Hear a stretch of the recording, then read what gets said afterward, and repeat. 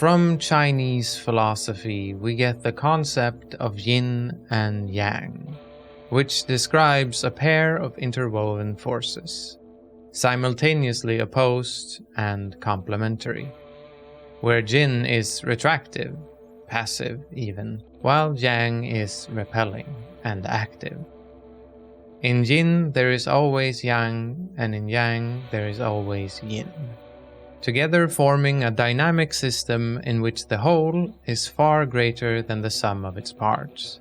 For as one part waxes, it inevitably reaches its peak and transforms into the other, beginning the cycle anew. The wave will rise and roll across the water, only to crash and recede out to sea again. Yang is white and black, while yin is black and white, but Ling Xiao Yu is blue.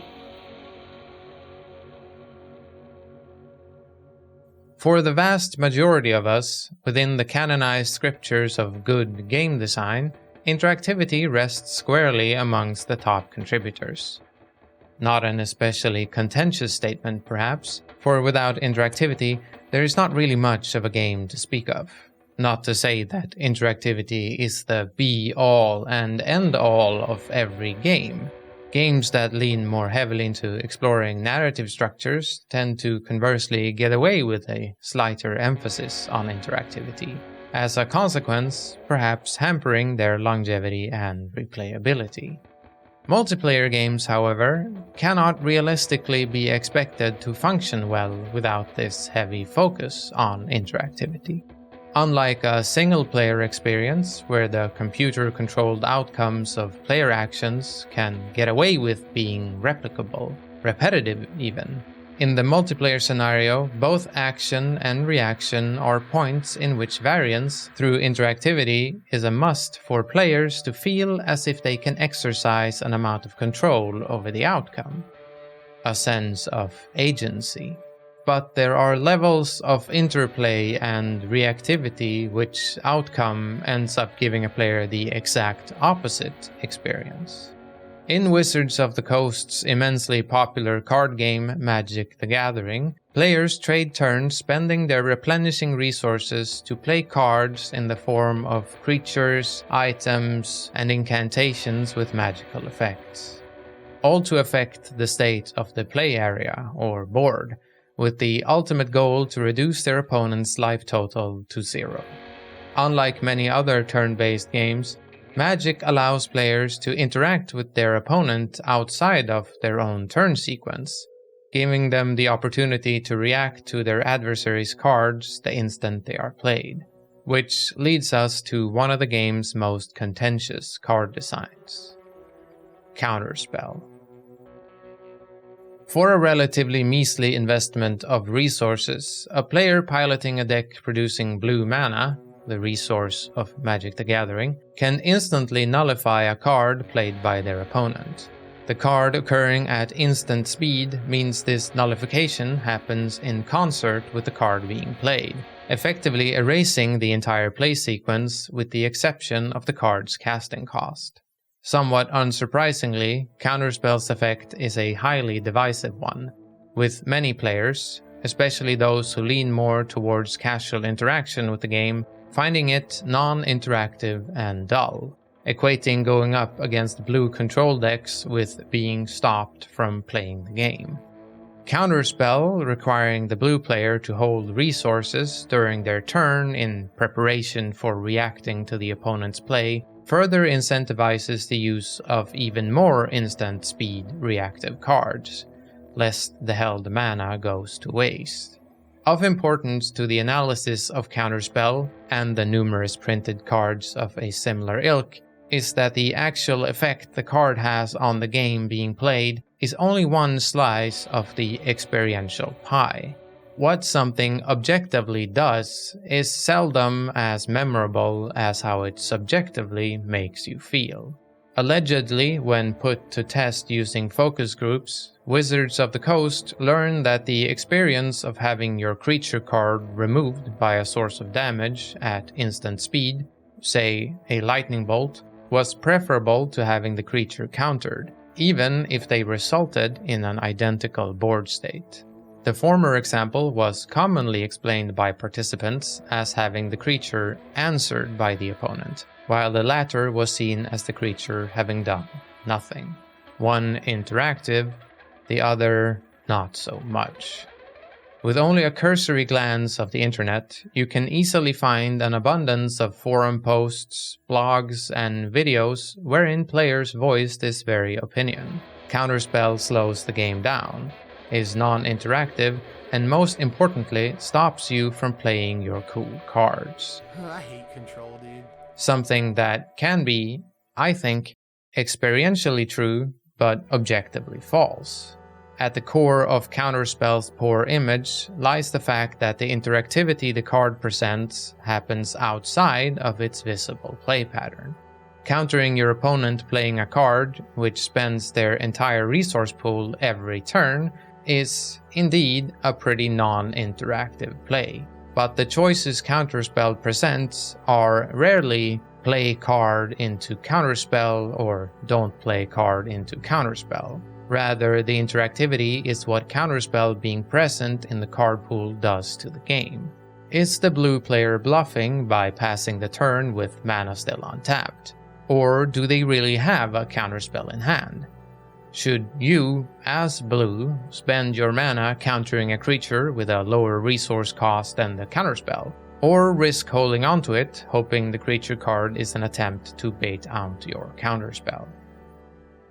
With relative ease, a player piloting Tekken character Ling Xiaoyu can almost instantly nullify a move executed by their opponent by sidestepping into Art of Phoenix, thus making it whiff.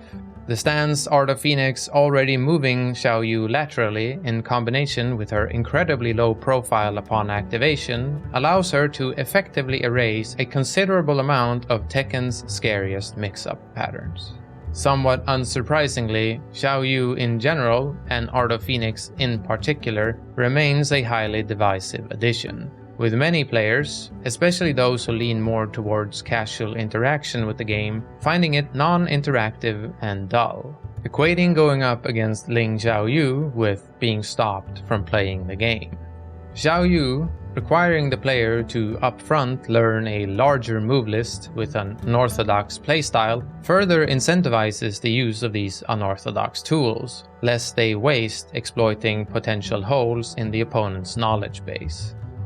Of importance to the analysis of Art of Phoenix and the numerously designed evasive moves of a similar ilk is that the actual effect the stance has on the game being played is only one slice of the experiential pie. What something objectively does is seldom as memorable as how it subjectively makes you feel. When put to test by reviewing player footage, the experience of having your attack pattern broken through correct defensive guesses, say blocking a 50-50 mix-up correctly, was preferable to having the mix-up completely whiff because of Art of Phoenix, even if they resulted in an identical game state. The former example was commonly explained by players as having the mix-up being read by the opponent, while the later was seen as their attack having done nothing. One interactive, the other not so much. With only a cursory glance of the internet, you can easily find an abundance of forum posts, blogs, and videos wherein players voice this very opinion. Art of Phoenix slows the game down, is non-interactive, and most importantly, stops you from getting to play normal Tekken. Something that can be, I think, experientially true, but objectively false. At the core of Art of Phoenix's poor image lies the fact that the interactivity the stance presents happens outside of its visible play pattern. Making every single one of your opponent's moves whiff is, indeed, a pretty non-interactive play. But the choices Art of Phoenix presents are rarely attack into Phoenix or do nothing. Rather, the interactivity is what Art of Phoenix being present in Xiaoyu's moveset does to the game. Is the Xiaoyu player trying to counter your attempts to steal back momentum on their negative frames by entering Art of Phoenix? or will they press the advantage by hoping you are actively trying to counter it? The fact that the interactivity of Art of Phoenix is for most intents and purposes invisible is also hampered by the very low cost of entry to its almost instantaneously high value. As a Ling Xiaoyu player is either instructed on how to apply sidestep right Art of Phoenix, or figures it out on their own, it is almost completely self-evident how to apply it effectively. In situations where you are put at a disadvantage and your opponent wishes to exert control over the flow of the game, be that in situations created by the Xiaoyu player or their opponent, sidestep right Art of Phoenix is an incredibly strong defensive option with very low investment, both in terms of manual input and mentally, through strategic deliberation. Moreover, as whiffing your attacks, especially in situations they would otherwise be almost guaranteed to connect, is such a frustrating experience, the damage successful implementation of Art of Phoenix causes is not just the impact on the objective game state, but also one of frustrating the opponent. For lots of players, increasing the rashness of their future actions, leading into more easy value from future sidesteps into Art of Phoenix. As time goes on, however, rote utilization of the stance can easily become a very exploitable habit by a savvy opponent. Art of Phoenix is categorically a very slow thing to do, doubly so if the Xiaoyu player is attempting to increase its evasiveness with tacking on a sidestep to the startup.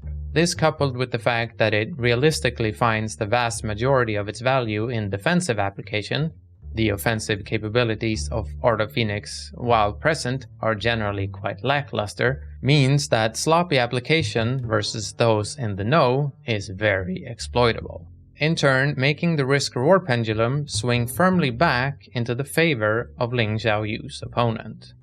With time and experience, both sides of the matchup will inevitably arrive at an equilibrium, where the dangers that Art of Phoenix poses, together with the counterplay of the opponent, creates opportunities for Xiaoyu to act in ways that ought not otherwise be considered reasonable, like continuing to press the advantage at large frame discrepancies because the opponent is acting defensively to account for Art of Phoenix, plays that in turn can be exploited by the opponent if they happen to be the one with the correct read of the coming action.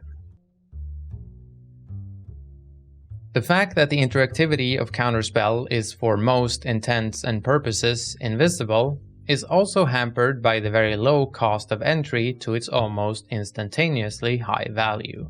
As a blue player is either instructed on how to apply Counterspell or figures it out on their own, it is almost completely self-evident how to apply it effectively. In situations where your opponent wishes to exert control over the flow of the game, be that in situations created by the blue player or their opponent, Counterspell is an incredibly strong defensive option with very low investment, both in terms of setup and mentally through strategic deliberation. Moreover, as having your cards nullified, especially in situations they would otherwise be almost guaranteed to hit the battlefield, is such a frustrating experience, the damage successful implementation of Counterspell causes is not just the impact on the objective game state, but also one of frustrating the opponent. He's just gonna removal spell, counterspell, I might as well just quit the game. For lots of players, increasing the rashness of their future actions, leading into more easy value from future counterspells. As time goes on, however, rote utilization of the card can easily become a very exploitable habit by a savvy opponent. This reliance on answering the opponent's cards, while being blue controls and counterspell strength, is paradoxically the source of its greatest weakness, something the opponent can exploit to win the match. A weakness that is perhaps best summed up by this quote from former professional Magic player David Price. People like control because they think it shows that they're good Magic players. Active decks, on the other hand, produce threats, and control decks must have the right answer to the right threat. If not, they're in trouble. While there are wrong answers, there are no wrong threats.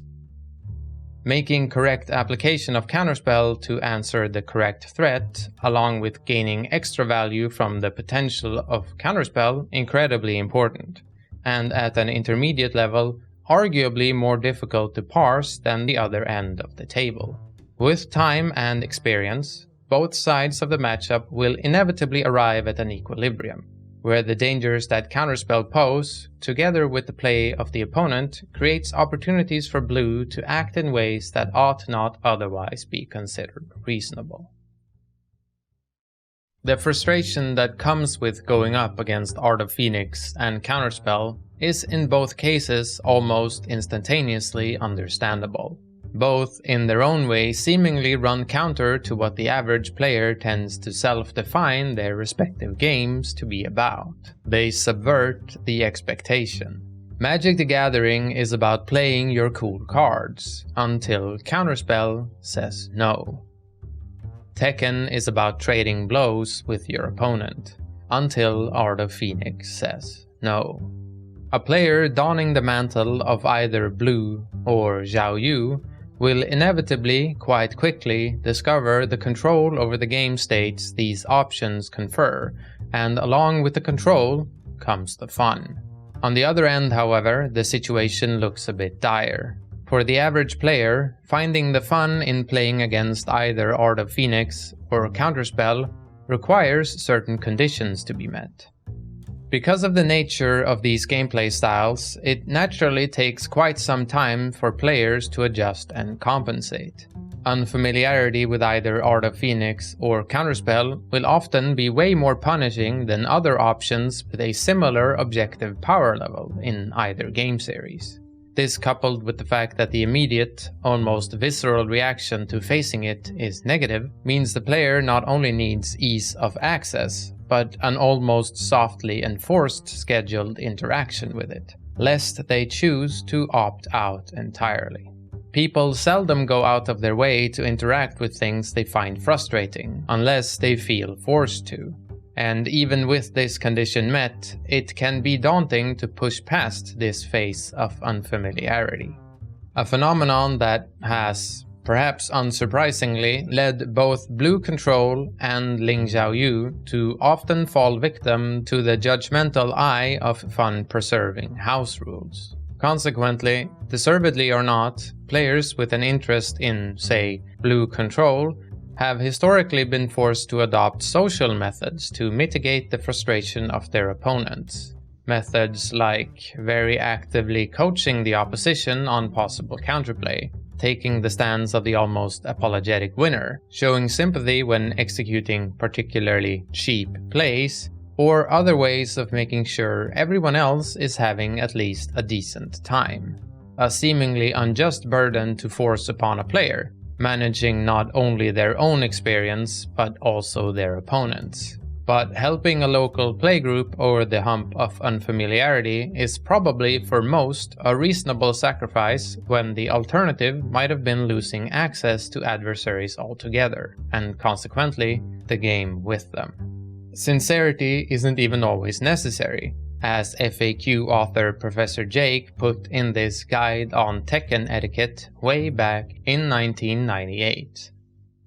Let's face it, nobody wants to play against a CPU, therefore it is in your best interest to figure out a way to get your human opponents to plop in their quarters and try to beat your ass. The way to do this is simple: feel your opponent out and play down to their level if you can. If you kill them in 10 seconds flat, I am sure they have better things to spend their money on other than you. As long as the opponent has the quarters and seriously thinks to themselves, hey, I have a chance here, they're going to play you again. Making comments about how good they are or how close the game was just adds grease to the wheels. Historically, game mechanics of this nature have thus been largely self-regulated locally, either by the social graces of those that wish to pilot decks or characters utilizing them, or if that failed, local house rules determining what is and is not a desired experience. But what happens when control over the rules is withdrawn from the playgroup, while simultaneously the ability to communicate is severely diminished? When access to these mitigating conditions are revoked, but the frustrating aspects of the game design remain unchanged. Luckily, one doesn't have to stretch the bounds of one's imagination very far to get that answer. In the present, and a considerable period of time immediately predating it, anything ranging from a sizable portion to the large majority of new players are interacting with Tekken or Magic the Gathering primarily or even entirely through their online matchmaking services. Their game's respective clients funneling fresh players pretty much straight away into a match-made ranked or casual pairing system of some sort. Services of this kind immediately pose a problem to the experience of playing against Blue Control or Ling Xiaoyu. The first and most easily recognizable way this occurs is in the non-recurring nature of the matchmaking pool. It is, in a very real sense, entirely possible, or even probable, to never be matched with the same opponent again after having finished playing against them. Already this represents quite the hurdle for a player to reach the necessary levels of exposure needed to alleviate their frustration. Further complications arise because of the limited nature of these interactions. Not only are players, by design, rarely going to encounter a specific player or matchup, the system also limits the amount of time players are allowed to spend playing against each other during these already rare encounters.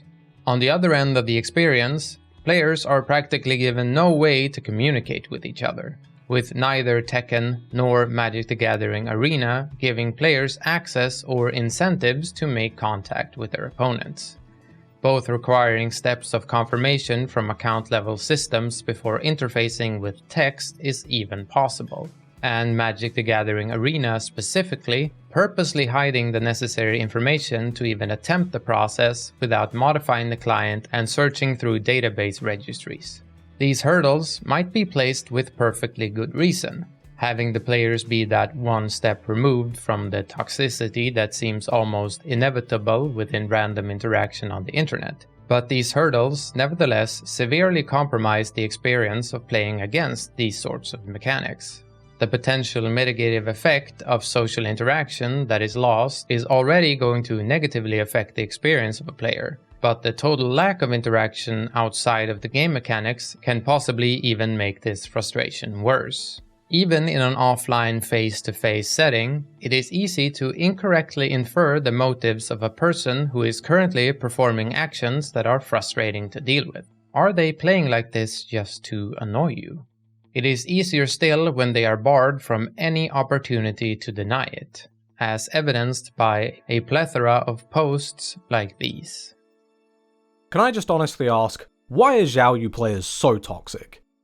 Like the title says, why are you guys so toxic? I get that you have an 80 damage throw, your low stance can dodge lows, your character makes the most annoying sounds in the game, but why do you guys play like this?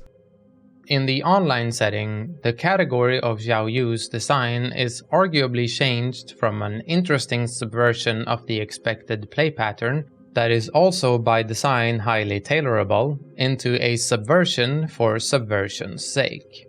Subverting the audience's expectations is not unconditionally interesting or good. It can certainly feel that way for designers, of course, but that doesn't make it any less untrue. In designing mechanics and play patterns that seem to run contradictory to the expectations of the player base, be that internally within the game, or designing an experience that is opposed to a current design trend, there needs to be alleviating factors to help the players cope. From Software's 2011 release of Dark Souls accomplishes this very successfully, subverting many of its day's recurring design elements to create an, at the time, uniquely challenging game, foregoing the heavily tutorialized and checkpointed game design of its competitors for a more cryptic and explorative structure. In this way, Dark Souls did objectively punish players who came into the game expecting the system to favor similar strategies to what they were used to. Dark Souls accomplishes an interesting subversion by accounting for this fact in its game design. For one, the experience is very internally consistent. The sort of challenges the game throws against the player are seldomly especially unique in format. The game, while not offering the player leniency in the form of quick saves, it does, crucially, present the player with an identical world state on resets. There is no real variance in the challenges the game produces. When a player sits down to rest at a bonfire, they can be confident that there won't be an entirely new set of different enemies facing them on their next attempt. In the case of Ling Xiaoyu and Eddie Gordo from Tekken, Arakune from BlazBlue, and Counterspell from Magic, while their original design is accounting for the subversion, their current one arguably does not. The context has been altered, but the design has not been adjusted to fit. So, what are the consequences of this mismanagement? In the case of Tekken, it has been nothing short of a disaster. The overall attitude towards Xiaoyu has probably never been more negative, an opinion possibly accelerated by the snowball-esque gameplay stylings of the latest Tekken iteration. A negative attitude that is not only projected onto the character, but inevitably onto her player base as well. Practically, this means the majority of Tekken players' experience playing against Xiaoyu is stressful and negative, and consequently the majority of Xiaoyu players are getting berated for their character choice, once again leading to a stressful and negative experience. And while this point of view finds its impetus in online play, its shadow stretches out to cover offline gatherings as well. Because this specific outlook on Xiaoyu is so widely adopted in the larger gestalt of Tekken culture, it necessarily comes to inform the smaller local communities as well, with players being handed preconceived notions of Xiaoyu players and how toxic and or annoying they are, with one contributor to the channel, for example, recurringly having to deal with local players immediately leaving while spewing expletives about their character choice after a set, beginners refusing their help because who would trust a Xiaoyu player to tell the truth, and local community members making snide remarks in passing while watching them play. Something which is exacerbated by another legacy cultural artifact of the wider fighting game community. The idea that one ought to just tough it out, or in other words, let it rock. The fighting game community has a long history of, on a rule set level, avoiding outright bans of mechanics or characters to a much larger degree than many competitive games. An attitude that, somewhat paradoxically, is still very prevalent in today's climate of constant balance updates. One might think that this let it rock attitude would help alleviate the negative emotions doled out by encounters with Xiaoyu. But the opposite seems to be true, where it is seen as a weakness for a player, regardless of their level of play or ambitions, to admit that they have no interest in playing against Xiaoyu simply because they don't find it fun or that they cannot cope with her game plan. Rather, the character Xiaoyu and her player base must instead be painted as villains, either by way of perceived gameplay imbalance or lopsided skill requirements. When, in mid-2017, Tekken 7, for a short amount of time, notified players of what character their opponents were piloting before accepting a ranked match, Xiaoyu players reported an increase in length of standby periods between matches of a tremendous size, meaning a possible majority of the game's player base opted to not play at all over knowingly accepting a match versus Xiaoyu.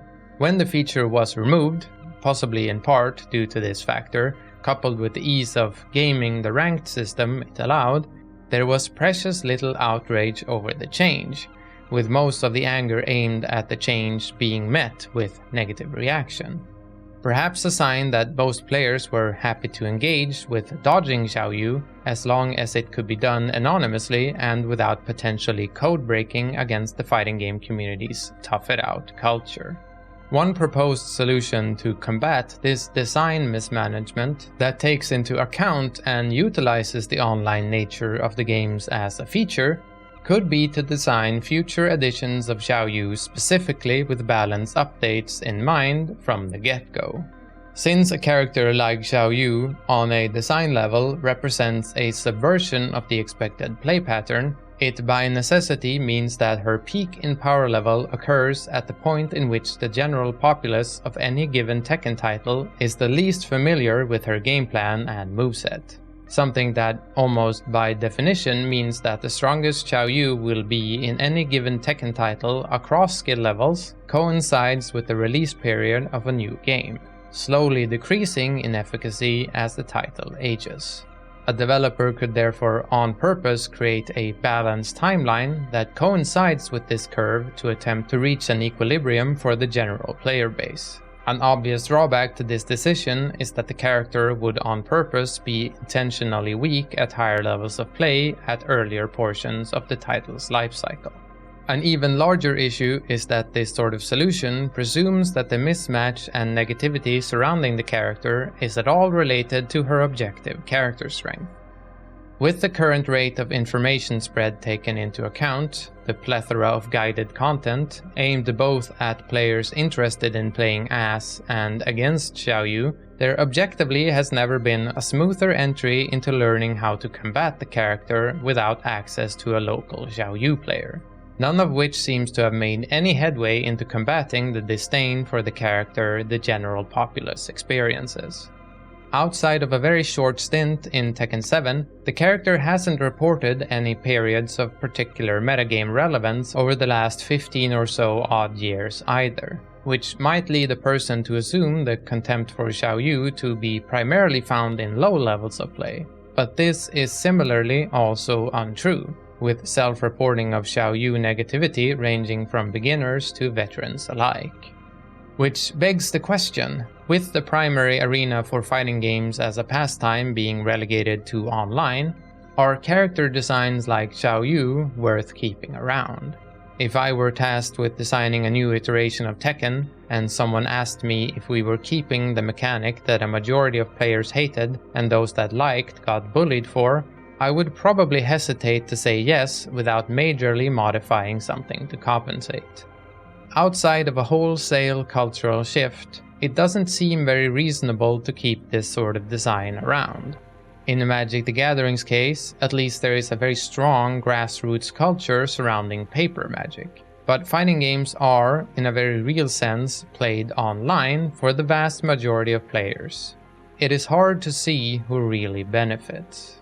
Personally, I love subversive designs. I enjoy contrasting win conditions, lopsided strengths and weaknesses, and figuring out my opponent's unique bag of tricks. But it is very likely I only got to this point because I encountered these things early on in my hobby journey and where I was both forced to keep at it and, crucially, had good people around me to help figure it out. I'd like to think that challenging the player's expectations would expand their horizons and lead them to discover and share in this love I have for asymmetry. But after almost 30 years of uninterrupted commotion, I'm not so sure this implementation of Xiaoyu can successfully accomplish that. Ling Xiaoyu is blue, but maybe it's time she tried on a new color.